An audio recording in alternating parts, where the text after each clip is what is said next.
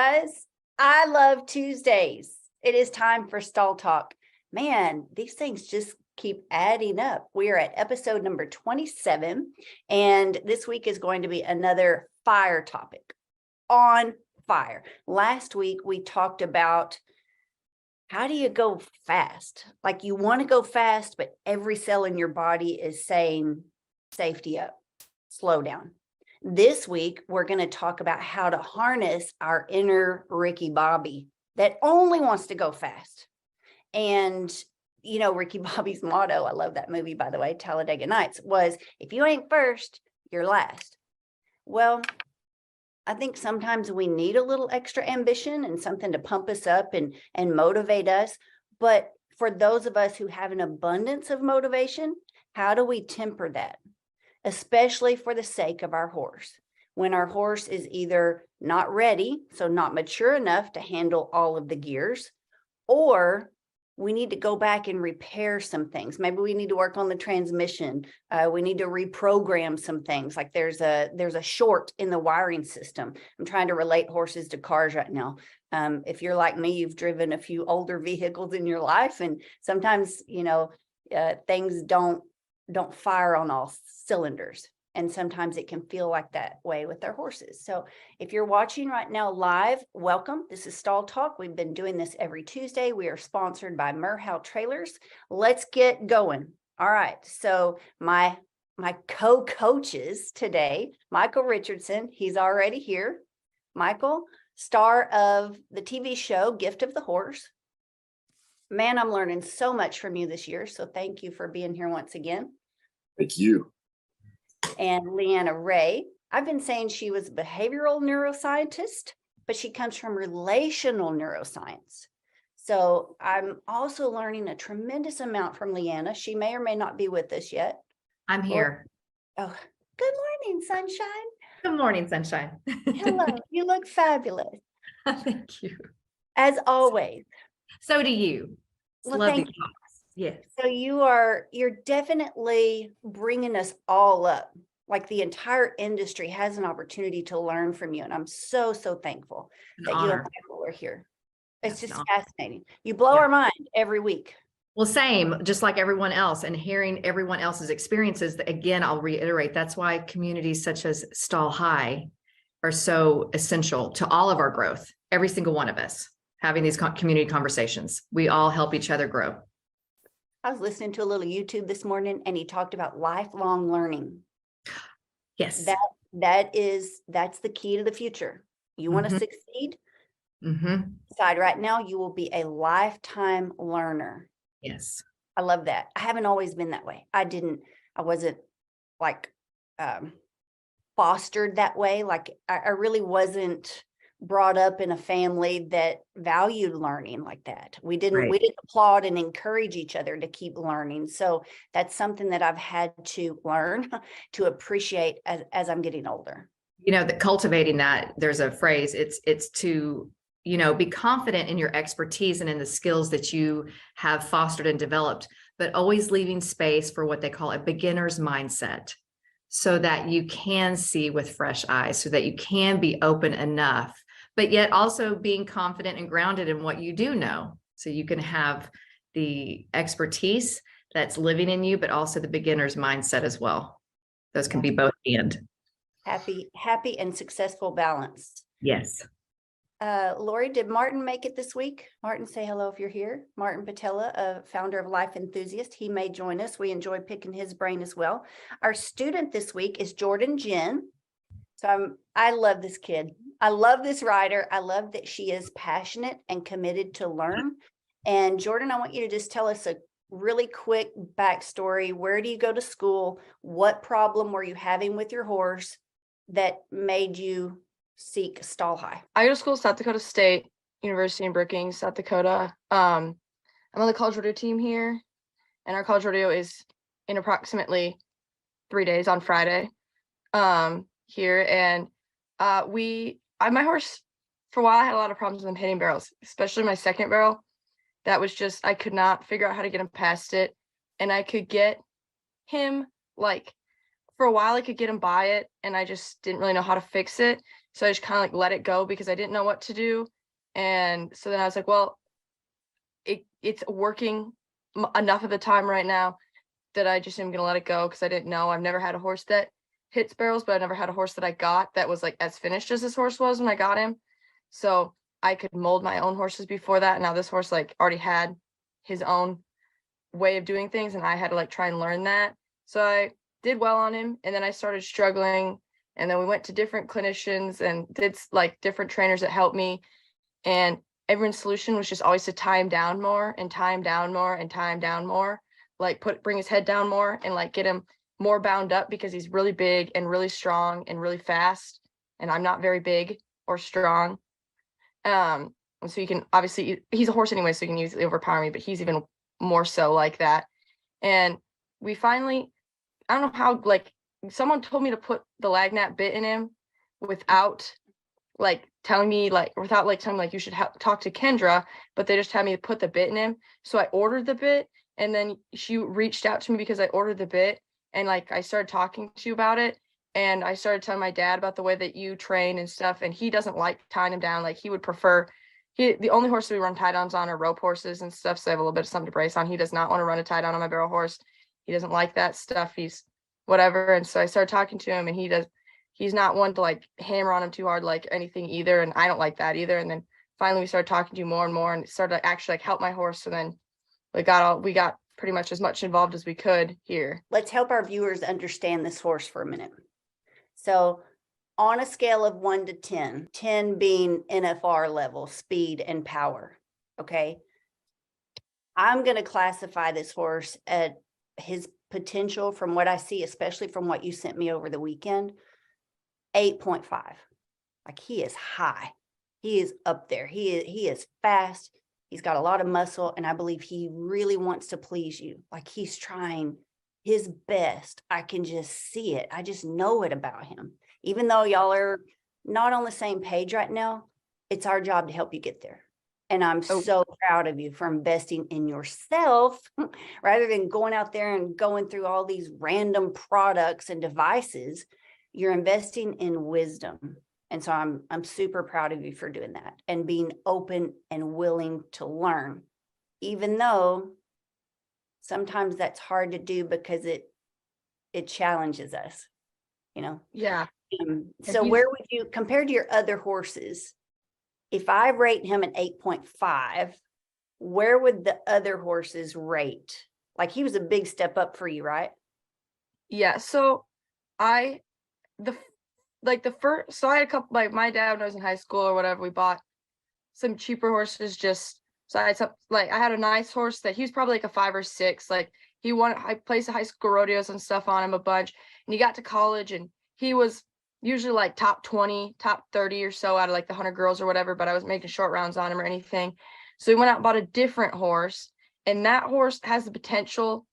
He had the potential to be like probably a 7.5 to an 8, like not quite as big of a step up because he was a little late, like started a little later on the barrels and stuff. He was a team roping horse, and they started him on the barrels.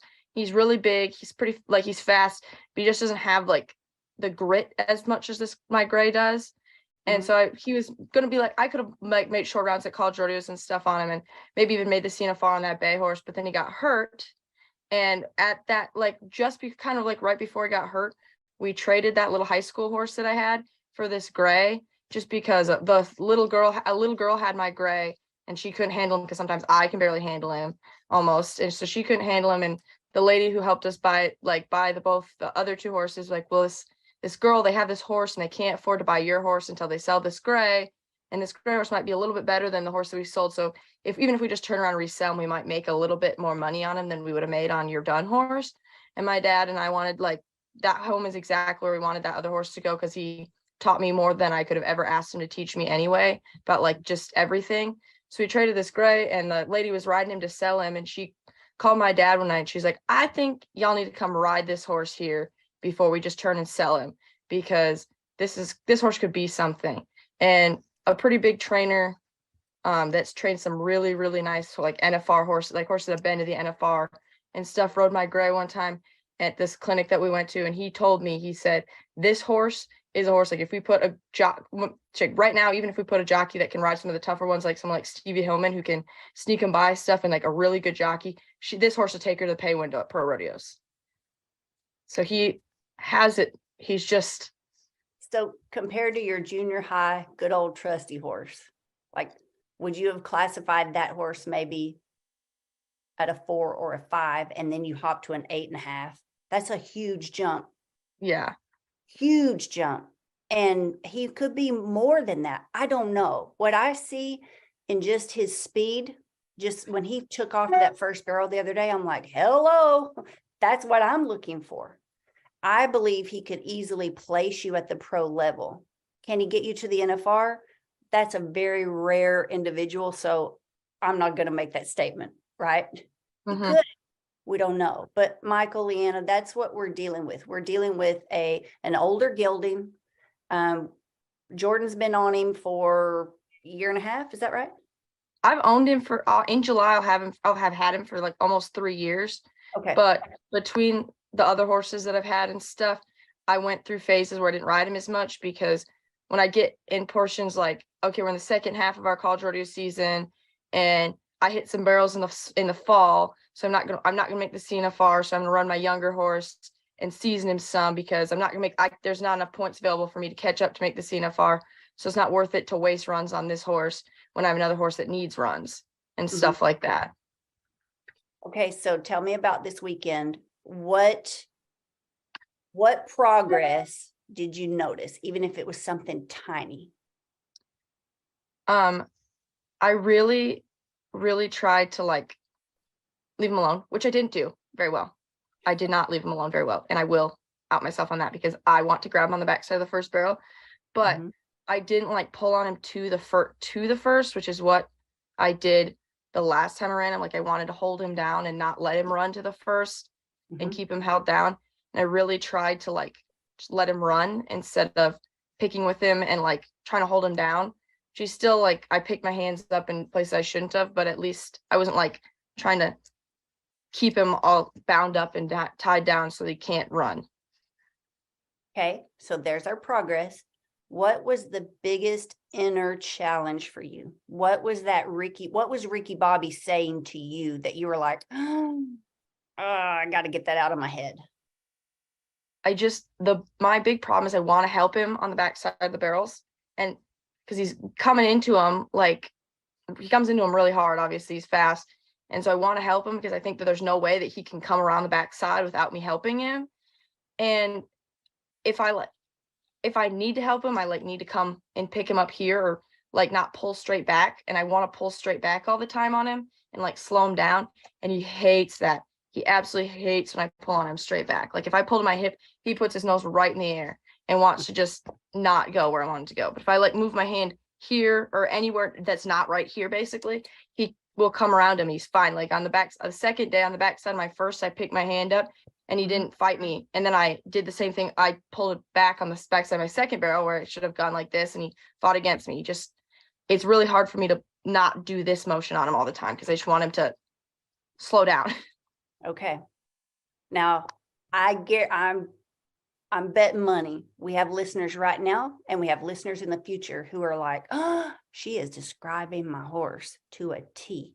If this is your horse that Jordan is describing, you need to comment right now. Let us know. And if you want help, do what Jordan did.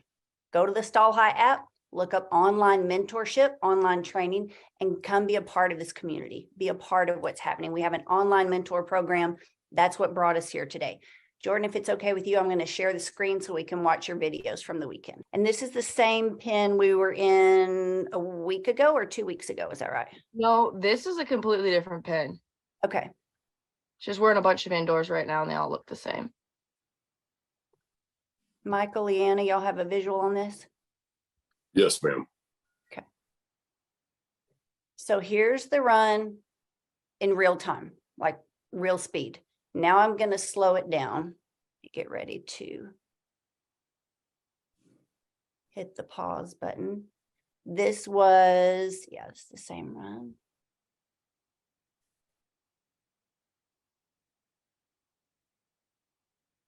Jordan, sometimes when you're making progress and it doesn't come together, or when they clock slower, I think we have to battle that inner Ricky Bobby that says, you're supposed to be getting faster. Why is it slower? You know, why am I hitting barrels? If I'm making progress, why does it feel worse right now? So Michael, Leanna, here it is in slow motion. Think about what you want to ask Jordan. Me to go ahead and stop it. Michael, do you have any questions for him? Well, first of all, Jordan, I commend you for reaching out and becoming part of Stall High. This is just an incredible opportunity for you and all of us to continue to share and try our best to help people and their horses. What I'm seeing a little bit, not as much on the first, but well, right there I do. When you are coming to the barrel, it looks, when you bring your shoulders to the inside, your weight is pulling this horse, even though you're smaller, it's pulling this horse right into the barrel. It looks to me anyway. So I might try to, and I'll follow your lead on this Kendra, but I might try to sit more centered and not. Now, right there, you almost put your weight in your outside sit bone and your outside stirrup, but coming in, you were kind of leaning to the inside, which collapses between your armpit and your hip. It shortens, you collapse through your rib cage, and that just is enough to draw that horse right into that barrel. So I think if you were to sit up more and stay a little bit more in the center, if anything, drop your weight just a little bit to this outside stirrup, it might help him stand up more, because it looks to be that he's got the speed, obviously, but your weight just is enough to throw him off coming into that first, therefore where he's dropping that shoulder. And it looks to me that once you go around it, all your energy is coming out as outside hip. That energy is just coming right out that hip. And that is creating just enough of a pause right there. Oh, I see it. Just enough of a pause right there that energy, you're wasting energy. And therefore, forward impulsion is being compromised just ever so slightly. And when he raises his head, that weight goes to his forehand, he hollows his back out, and that energy right there goes right out that outside hip. Forward impulsion compromised. Okay. Yes. Okay. Thank you for using big words for leveling us up, right? As horsemen, as riders, as stewards of our horses, horsewomen. Compromise. I also think that, like, I can feel it when he stops right there, like where he gets where that comes out on the backside, and that's when I feel like I have to help him, because he stops there and he's not I can't keep him moving right through that point. So when he stops, then I feel like he's not going to finish it, and I need to help him. And that's totally understandable. I can see and feel exactly where you're coming from with that. But I think if your body's telling you to do that, try to, in that moment, take as big a breath as you can, exhale it, slow your mind down, and shift your weight just a little bit, which will help him be able to stand up just a little bit more and pick that inside shoulder up and not waste that energy coming out his outside hip. Because that outside leg is coming back here out, and that is creating enough instability in his overall conformation at that moment to compromise, disrupt just for a second that forward impulsion, which is giving you the feel like he's stalling out.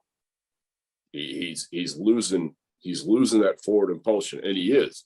Anytime the head comes up and they get rigid, through their lower jaw, through their atlas and axis, which is responsible for all this kind of movement. It's hindering his ability to be able to balance himself, to come up through his forehand, to get those hind legs underneath him, to push off. So you're right on track. What I would try to do is just when you feel you've got to pick him up, just do the opposite. Just give it to him. And because he needs to use his head and neck as an aid to impulsion and an aid to balance. And anytime that comes up, his head comes up and he walks through his jaw and that atlas and axis is compromised, that's going to create that stalling out effect, and he's hollowing his back out. So if you can get up and close your hip angle as needed, but keep your seat centered, and if anything, drop a little weight just to the outside, just for a moment, I suspect you'll see him be able to come into the barrel better and come around the backside, but more importantly than that, not stall out and come out of that straighter, more balanced, and not compromising forward impulsion. I'm nerding out right now. Y'all let me know if you love this. I absolutely love it. I love it. I love it. I love it. 100% agree. Jordan, I believe he is just hitting a really strong bullseye on what you're feeling. Am I correct? Yeah. Okay. He is absolutely correct. Michael, thank you for speaking as a rodeogi. You talked about, I've never heard anybody say it like this. Okay. From your armpit to your hip. From your armpit to your hip, be aware of what's happening. If our rib cage is crunching a little bit, if we're kind of dropping it or compressing, just that little teeny tiny movement. It's just like in yoga. If you've ever taken a yoga class with a skilled, experienced yogi, someone who really knows how to teach you the art of yoga, I personally call it rodeoga, you're going to understand how a very, very micro movement can have a really big result. And so when you start to focus on how those micro movements are happening while you're running, and that's the challenge, right? Just say, can we do it fast? You're first going to identify it slow. And that's what you've been doing, Jordan, is doing the program, slowing it back down to a walk. Your mind is going to tell you, and you've already said it, I don't see how he's going to make it. Like he's going so fast, I don't see how he's going to make it without me. I'm going to challenge you to speed up. I know he's got a pro rodeo motor and I understand what that feels like. And your brain is saying, we're going to run through that wall. He is not going to make it. Is that right, Jordan? Yeah. Okay. Let him go. If he goes through the wall, it's better than him having a bad experience in your hands.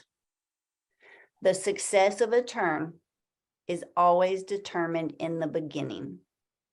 How well your horse can finish any turn depends on how well you can help him navigate the approach. And so by keeping that, Michael's calling it the forward impulsion, instead of worrying about, are we going to make it? Instead, shift your focus on that forward impulsion and keeping that motor rolling. So right now, you see how you're leaning forward and your hind end is disengaged.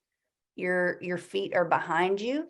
And Michael, do you agree that that's exactly what he's about to mimic?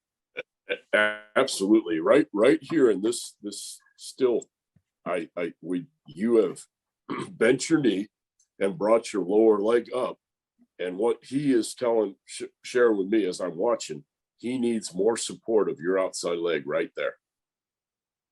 He needs to know if you were just to drop your foot, keep your weight in your heels, that's going to help him not be inclined to let that energy, as you approach the second barrel, come out his left hip. So you're closing your hip angle, but right there, so your leg is still back, even around the barrel, and it doesn't come down till there. And so all his energy is going out his left side. And when you collapse through your rib cage on the right and bring your shoulders to the inside just for that moment, it brings him down, and you're losing energy and forward impulsion right there coming out of the backside of that barrel, getting straight coming into your third. Now right there, his head's to the outside. He's dropping the shoulder, although he's trying, he's doing his best. So go a little more. See right there. See, you dropped your shoulder. This leg isn't supportive. Your outside leg, your left leg, is not supporting him like he needs it to. And therefore, he's trying to do his best. But there, he dropped that shoulder because that head came up and his nose tipped out, and he just dropped that shoulder ever so slightly. So come in again. Now, if you were to stay right there and not drop your shoulders.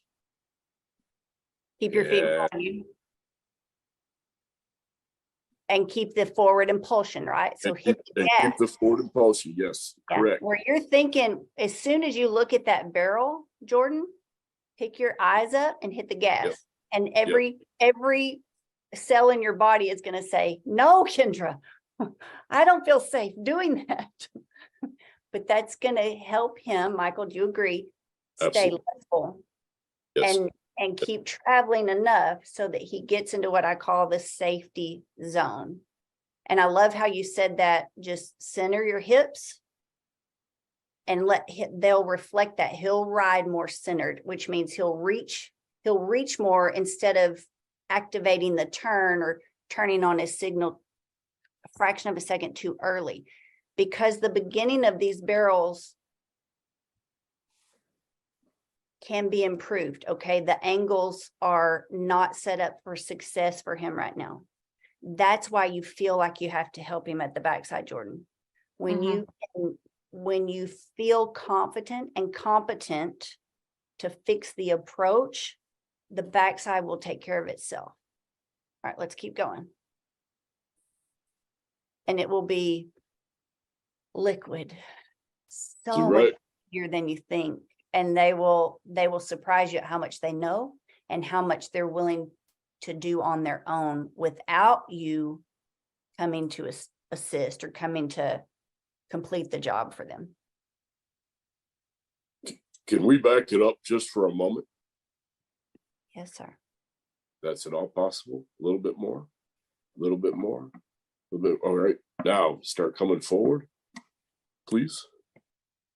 Right there. Right there. He already is going to hit the barrel. See how stretched out he is with that inside four? I don't see this inside hind, this diagonal pair coming underneath enough to pick him up. And therefore, that's right there tells me he's going to hit the barrel. Because he's stretched out.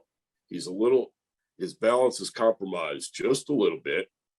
And I would like to see him be able to stretch his neck out just a little bit more, lower that head if possible. And I'll elaborate on that in a moment with the rein length. But that's where he's doing it. So it's one of those things that you want to help him understand how he can come back and rate and come back to you. And as he comes back, he stands up. And if he can stand up a little bit more through his forehand right here, he's going to be able to make that barrel come around and keep that forward impulsion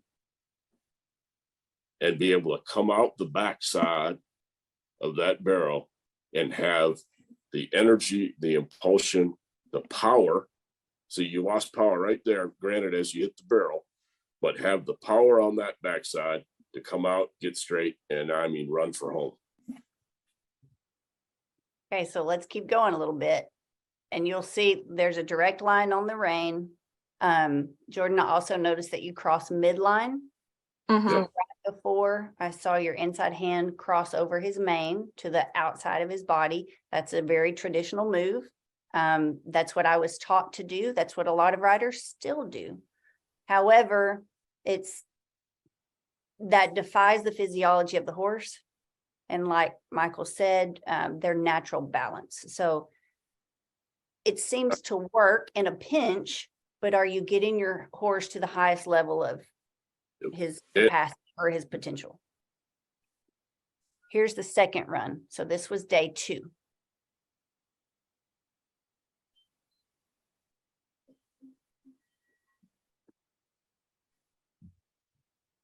Now we're going to slow it down. And I believe I've got 2 frames coming, which should be interesting to watch side by side.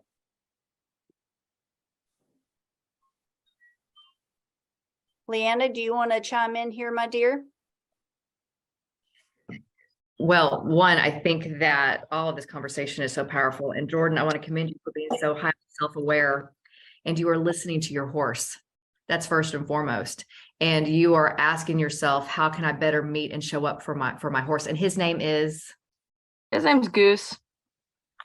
Goose. Okay. Really, Would it be really creative, a gray horse named Goose, but I didn't name him. Well, I love that in so many ways. That was actually one of Michael's dearest horses to him. So Goose has a very special meaning. That this horse is actually here to level you up. That's the exciting part of this conversation. And you're able to learn here that the shifts, the small shifts that you make in your own body is the biggest tool you can have. Not even more so than your hands, because your hands are an extension to the dynamics that are going into your body as the tool, your spine as the tuning fork. And so you're learning here that the small nuances of your body internally moving are going to affect the movement patterns of your horse. So just as Michael brought up that the atlas and the axis, we don't want it compromised, we want it free flowing. I would also ask you, as you're practicing or doing your runs, what is your atlas and axis doing? See, because you become a mirror for each other in your movement patterns. What? Hang on. So you said that the internal movements, let me back you up a minute. These Sure. internal movements determine. These internal movements and these nuances, these small shifts in your movement shapes the energy of your horse. Okay. And it directly affects the movement pattern of your horse, so that you two are beginning to mirror each. You're trying to come and sync, and I see it because he really is here. Goose is here to level you up, girl. There is no doubt, which is it's so exciting to know that we're able to witness this and come alongside of you. And for you to learn this information, Jordan, is just going to open up your world, because he's wanting his world to open, but he wants your world to open up as well. So good. Okay, now take us to atlas and axis. You said it must be, for him, it must be free range or fluid. What did you say? And then you connected it to us. Sure. So the atlas and the axis is that whole concept of if that is dynamic and moving freely, so can the rest, the capacity for our spine to move freely as well, right? And then Michael can talk about how it reflects to the horse, but the key component there is when he said, notice the atlas and the axis is compromised. My thought immediately, Jordan, went for you is, I wonder what her atlas and axis is doing, because you become a mirror. Opening up your internal state allows the horse the space and capacity to open up into his as well. And so it becomes not so much a conversation of, I need to help him. Your conversation begins to go in so deeply internal to this somatic place of, I'm here with you. I'm opening my body up as well, right?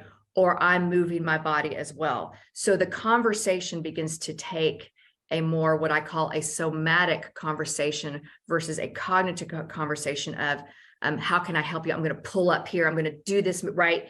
It's very different. It's like a dance, if you will. And it's lovely to see this and have this kind of conversation, because where else do these kind of conversations happen? I would venture to say not very many places.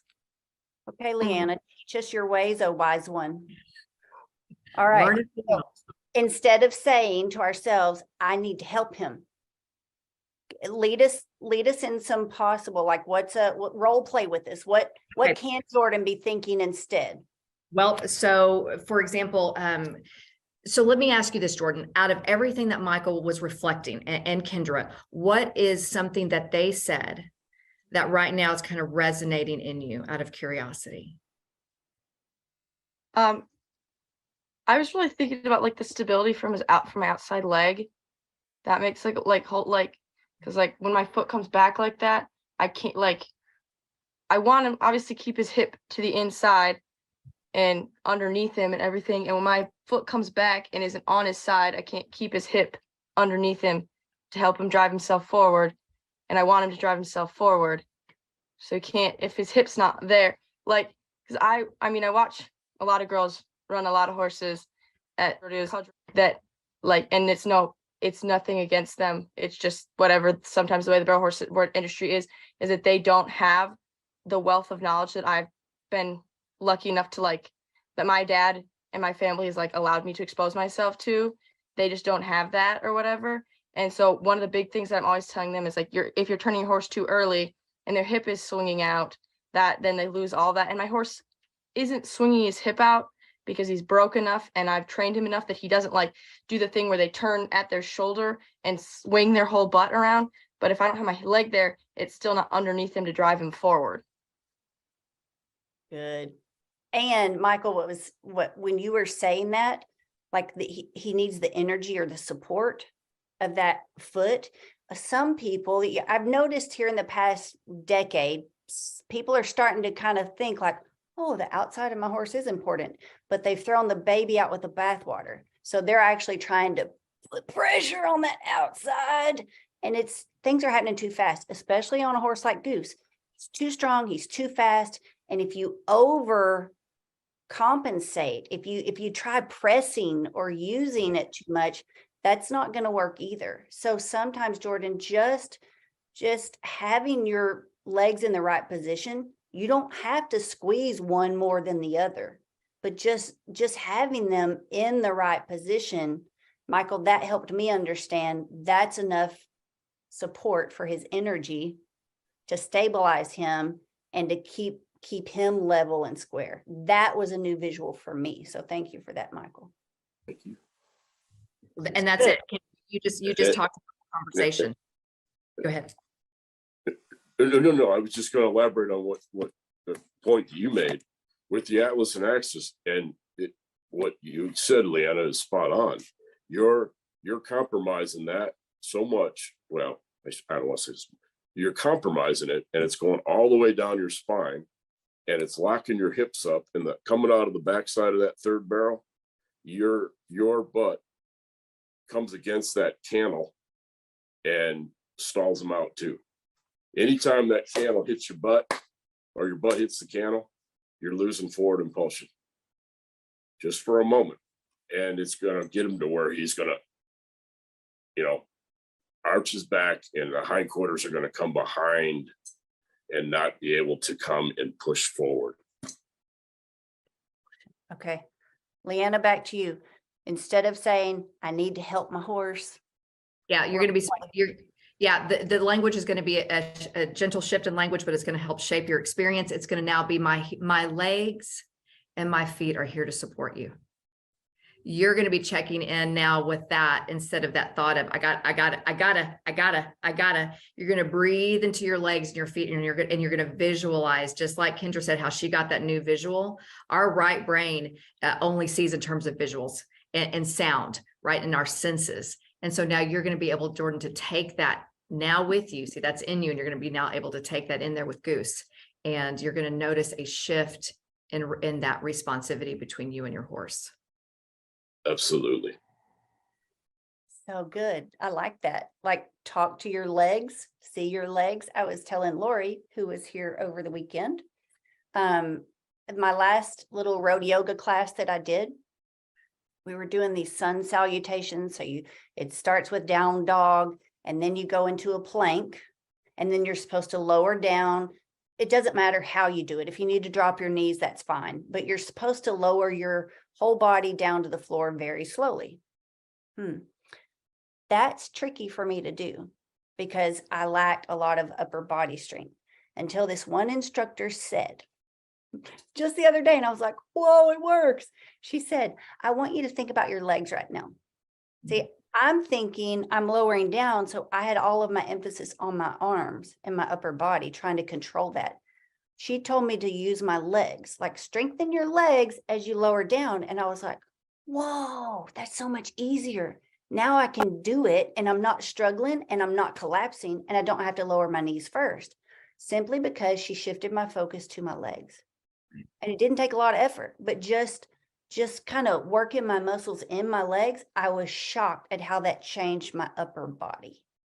That's crazy. So Jordan, are you willing to try that? Yeah. Yeah, that makes I think because like obviously I know that I don't want my chest down on his neck where I kind of like have it right now in that video where I'm leaned up against him and lean down on him because he does. I mean, I'm trying not to make excuses that he's big, strong, and fast, but he is. And whatever. And and it's getting better because my other like the other saddles that I had before when I'm riding in now, like even more so let my legs get behind me or whatever. But I'm always thinking about like trying to keep my chest up and like keeping my chest up and but like around the barrels. And obviously that's not working because I'm still not doing it. So thinking about keeping my feet forward instead of my chest up because my feet are forward, my chest can't be down. You Great. nailed it. You You nailed it. spot on, Smart, Jordan. smart Well done. girl. Sharp cookie. Yeah. Everybody comment, like light it up for Jordan. That's quick. That's real quick to connect the dots. So there's your huge breakthrough for the day. Mhm. Freaking awesome. Oh gosh, this is good. All right, Leanna, let's go back to Atlas. Mhm. How do we know if our Atlas and our axis is locked up? Where is the Atlas and the axis on us? So it's right there at the base of your neck. It connects your occiput and it's C1 and C2. And really it's what allows cerebral spinal fluid to flow up and down your spine. You can do, and we can have like you even do this in yoga, right? But you're going to want to check in with your spine and your Atlas and axis yourself before you get on a horse. I never do that. Well, we're not taught these things, Leanna. So how do I do this? Teach me. Yeah. So literally you're just feeling the warmth of your hands and you're just going to feel, because the warmth of your hands automatically starts talking to the fascia that's surrounding your C1 and C2. And you're just going to kind of take a breath in and you're going to automatically feel your range of movement here. And you're just going to go, down, take a breath in, check in, go back and see how well that can just rotate around. And you might notice a different area that might be a little bit more stuck. When you do, don't push your neck further and be like, I'm gonna just stretch it. Take a deep breath. Let that body just hang out there until it decides it wants to unwind into a different way up there.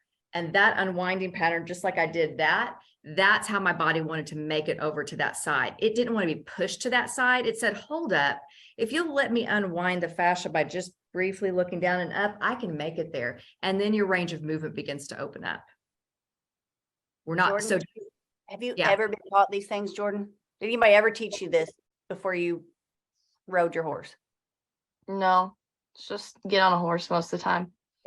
Everybody else, let me know. Is this brand new to you? Leanna has just brought something like revolutionary to the horse industry. Maybe somebody somewhere in the teeny tiny corner of the horse world is already doing this, but I, for one, as a representative of the barrel racing community, can say that most of the people I know, I would bet money, we've never been taught these things. So thank you, Leanna. Oh, it's an honor. And I'm learning as much from you guys, every one of you, and Jordan today. I've learned so much from you. How long do we need to spend doing this, and how soon before we climb in the saddle?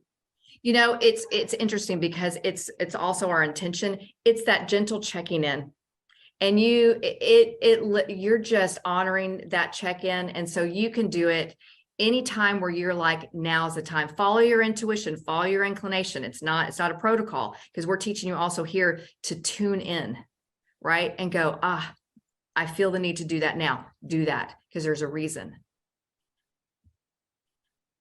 Go ahead, Michael. Yes. I'm just going to ask you though, what effect do you think this has in the occipital bone? Oh, tremendous. Occipital bone, our ability, our vision to open up, right? Because we know when we get under stress, we get into ocular lock, we lose that peripheral, right? So yes. And our optic nerve goes, by the way, straight through our amygdala, our hippocampus, and it goes straight back into our brain. Our amygdala is our feeling and our emotions, and our amygdala, and then our hippocampus is our memories. So, you know, when you can work with that occipital and opening that up, you have opened up your field of vision, especially with your breath. This is crazy. This is so flipping cool. I I'd can't like to write pop in fast with something, may I? Whoa, Yeah. hi, Mark, you made it. Yeah, oh yeah, I'm here. There's a really interesting therapy out there. It's called Atlas Prophylax. That's ATLAS, and Profi, PROFILAX. And it's .ch, not .com. It's in Switzerland, but there are Atlas Prophylax practitioners kicking around North America. They're rare, but they're available. And it's a really super interesting thing. When we are born, we often are born with a locked up, out of position atlas. And if you could visualize your skull as if it were a golf ball and it's sitting on a ring, that's the atlas. And it's supposed to be aligned over top of the opening between the skull and the spine. And when it's offset, it's as if you were misaligning. It's hard to illustrate here.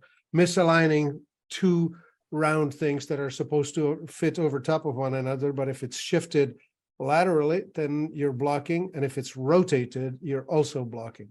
So you may find some people who are permanently off. They just don't, their nose doesn't necessarily go straight, it goes just off a little angle and more. And so anyway, there are these ligaments that are between your skull and your neck, and an Atlas Prophylax procedure loosens these so much, it feels like a jackhammer when they're doing it, but it's not quite as bad. But anyway, this procedure loosens these bands that are holding it locked. And when that's unlocked, all of a sudden, this whole thing settles over top of itself as it was meant to be, as opposed to where it is held today. Like, for Wow. example, myself, I mean, I'm speaking from experience, I spent probably $50,000 on chiropractic, going every 5-6 days to put myself back together because my C2 would never line up. Well, I had the Atlas Prophylax, and that was the last time I needed to see a chiropractor. Thank you, goodbye. What? Well, go figure. And we never, like, we just don't think about these things. Like, we don't think about, Michael started this session today with from your armpit to your hip. What? Who thinks about the space between their armpit and their hip when you're in the horse? No, we don't, because we get ahead of ourselves and we think about, there's 5,000 added today. I'm going to win it. Our Ricky Bobby comes out. If you ain't first, you're last. Look at that shiny belt buckle that your friend just won. Look at that new horse. Our Yeah. brain's all over the place instead of understanding what is crimping the flow. And Yeah. when we get into the root issues, guys, it is liberating. It's encouraging, it's exciting, and to think about the impact and the result we're now having with horses and the opportunity that we have at Stall High, you know, as a community of people who care to have these conversations. That is what blows my mind. Mark, I'd like to throw in one thought, which is this. I think Jordan's riding in fear. And Okay. She's locked in the fight or flight fear sort of a thing as she's going. She's got the race mode on. She's just, oh my God, I'm going to die through this corner. And we need to try and help her put herself out of the sympathetic lock. And Leanna just said something really wonderful about this Atlas stuff, because when you loosen it, you actually are helping to come out of that. okay. But the other thing is you can do several exercises that can help you just before you get on the horse, so you're not so freaked out from what's about to happen. Okay. So when you're asking Jordan to put the gas on, that's like, I'm gonna die. No, Yeah. can't do it, right? She needs to unwind herself from being in that panic mode somehow. 3 tools I have. One is diaphragmatic breathing. Breathe into your belly for a good 3 minutes to just really let go of your fears. Second thing is this lock that East Indian yogis have discovered, which is you take your tongue and you roll it up and make it touch the soft part of your palate. So you can feel your palate, you know where the edge of the hard palate ends and the soft is further back in your mouth. So you need to get the tip of your tongue rolled and pushed far enough. And you hold it there as you breathe. Mhm. It's a weird thing, but that's what sets the parasympathetic in action. Okay, don't tell us what the third is. We're gonna leave a cliffhanger. That's gonna keep them coming back next week. So Sure. 3 tools. Lori, sounds like we've got a whole different clinic shaping up here. And if this has helped you today, speak up. Let us know. We want to hear the feedback. I want to know what you heard today that you've never heard before. What do you agree with? Do you disagree with anything? It's okay to let us know that too. Reach out to us, info@stallhigh.com. You can comment on these videos. The best way to reach us though is info@stallhigh.com. Every week I'm like, man, how can it get any better? How can we keep climbing higher and higher? And you guys just did it. Martin, you as well. Martin Patella, founder of Life Enthusiast. Thank you. Leanna, Michael. It's crazy. This is awesome. Jordan, let me hear from you. Has this helped you? Yeah, it's given me a lot to think about and stuff. My dad and I were talking about, the only thing that I was gonna ask you about is, so obviously like we do a lot. I slow work the gray horse most of the time. Just like walk, trot him, lope, but like walk, trot him. I don't even lope him through the pattern ever really at home. But obviously like at the walk and the trot, I'm good Yes. about everything. Yes. My feet stay where they're supposed to be. My body stays where it's supposed to be. And when I get fast, that's when I kind of fall apart. And we were trying to figure out what we should, like, how to remedy that. And Okay. finally, why don't you just ask Kendra? Why would you ask me? I go, you're right. Okay, so you're coming to class tonight at 6:00. Mhm. Okay. Leanna, Michael, I hope that you can make it at 6. If not, we will continue this discussion Okay. when Leanna and Michael can be there as well. Martin, you're welcome to join us at 6 p.m. I coach on Tuesdays in the online mentor program at Stall High. So I feel like this is something we definitely need to continue there tonight. And let's dig a little deeper into the techniques and getting you ready to make that. Now, you're handy. I know you, Jordan. I know you're handy. I know you're a horsewoman. I also understand how even as skilled as we are, right? Even with accomplishments and having ridden a lot of horses, it can still be scary sometimes. And you have a horse with a lot of speed. And when they take off like that, I think that is part of the challenge, is that we battle this inner voice that says, you're not going to be safe. There's no way he's going to make it. There's no way he can, this ground's not going to hold him. That's what I battle with. The ground's not going to hold us. There's no way the ground can hold us. And that's something that I internally have to overcome on a regular basis. So Martin, thank you for calling her out. Even though Martin's being kind of tough on you, he's also calling your team of coaches together. Like, it's our job to help her. We need to equip this rider with the tools she needs to overcome that fear. And sometimes we're not even cognizant of the fear because we're thinking about the buckle, the 5,000 added, I got to help him. And you're not checking in with your body enough to where part of your body's going, oh, bit, holy bit, we're going fast. So do you agree that that's a true statement? Do you have some level of intimidation or fear going on? Yeah. Oh yeah. My dad tells me all the time that he thinks I'm not afraid of the horse in general.